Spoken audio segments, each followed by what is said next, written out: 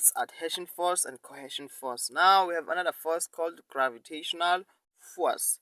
Leyo force it involves ukuthi atsale gravity. You know gravity ukuthi it's all about going down. Movement here is going down. So amanzi if they go down through the soil, we know ukuthi force apply up is gravitational force. Whatever eyenza ukuthi object it goes downwards, the force that is responsible for lonto leyo is gravitational force, ne? So we have cohesion force, adhesion force, gravitational force, ne? Now let's go to the fourth one. The fourth one we call it capillary force. Capillary force. What do you mean by capillary force? Capillary force, it's whereby capillary force is a combination of a cohesion force and also adhesion force, no? What do we mean by combination of cohesion force and adhesion force? Remember, the cohesion force it's a point ukuthi amanzi they attract one another. So the adhesion force is a point ukuthi soil particles are attracted to amanzi, ne? Okanye amanzi is attracted to the soil particle due to the charges as we already explained, ne? So now we're saying capillary force, so it's a combination of that, ne?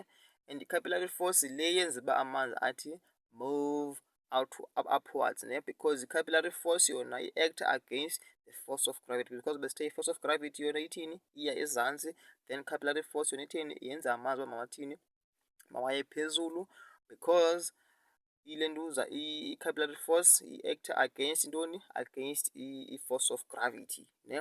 So i-capillary force iba high kwi-situation enjani when it comes to i-soil pore. If the soil pore is small, ne, then the capillary force iba high.